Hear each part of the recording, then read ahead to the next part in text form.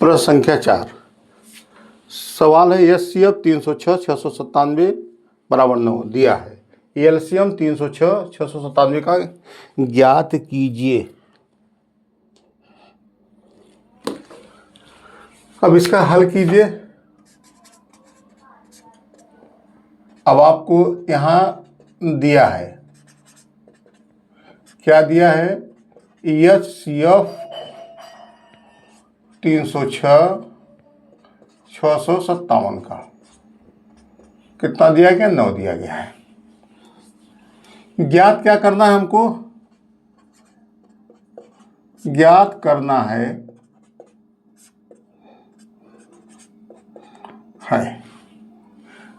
LCM 306 657 का, ये हमको ज्ञात करना है। सवाल एचसीएफ दिया गया है, एलसीएम। अभी आप सवाल नंबर 2 में जब उत्तर की जांच कर रहे थे तो वहाँ एक फार्मूला दिया गया था। फार्मूला दो संख्याओं का गुणनफल बराबर एचसीएफ एलसीएम। इसी सूत्र है, क्या सूत्र है आपका? सूत्र है दो संख्याओं का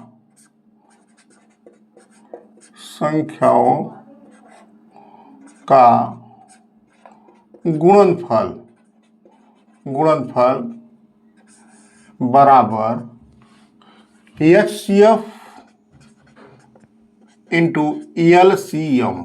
ये सूत्र है आपका दो संख्याओं का गुणनफल, अर्थात दो संख्याएं a इंटू बी बराबर HCF of A and B and LCM of A and B.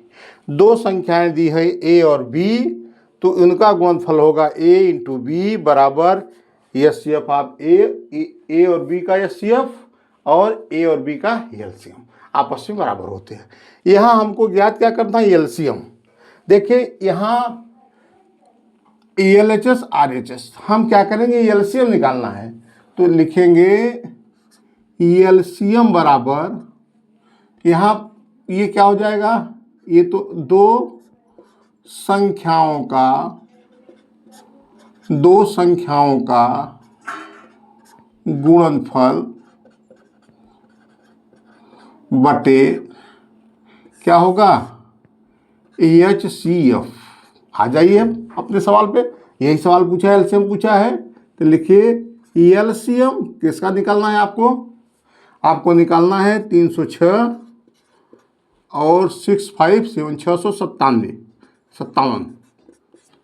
ये क्या हो गया? दो संख्याएं क्या हो गई? 306 इंटू 657 बटे एचसीएफ कितना दिया है? एचसीएफ दिया है 9। डिवाइड कर लीजिए,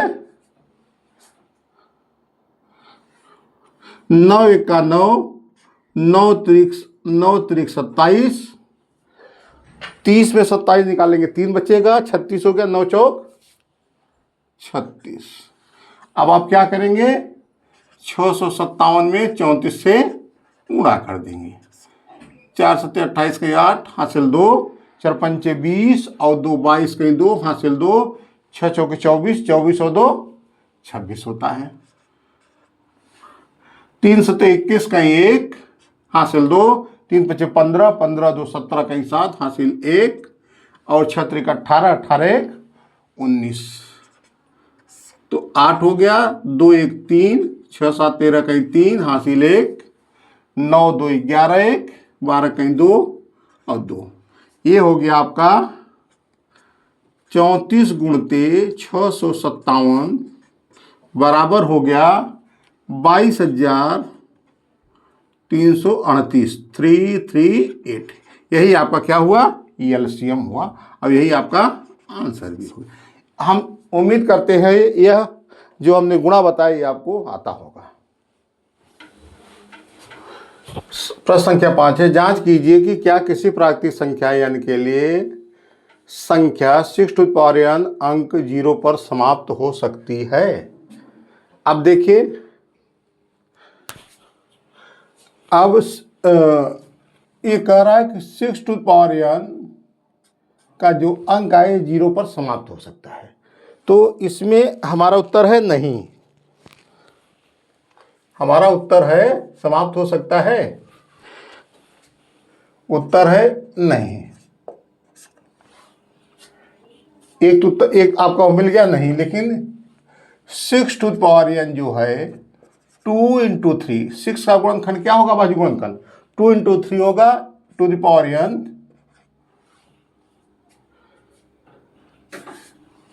कब 6 टू पावर n बराबर 2 into 3 to the power n होता है।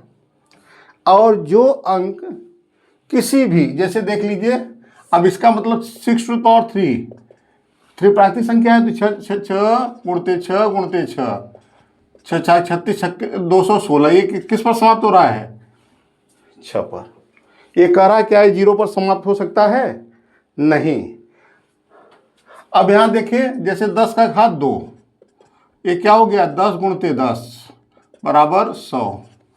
6 का गुणनखंड होता है 2 गुणते 3, 10 का होता है 2 गुणते 5 गुणते 2।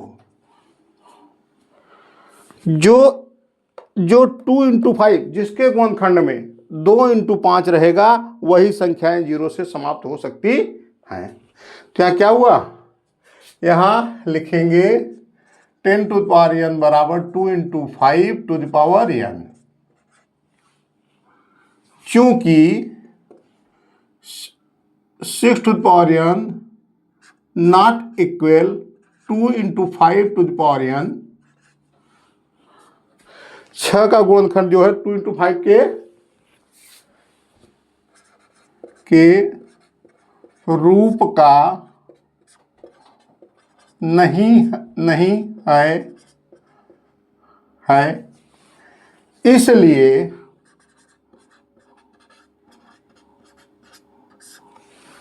इसलिए 6 टू पावर n कभी भी 0 पर समाप्त नहीं हो सकता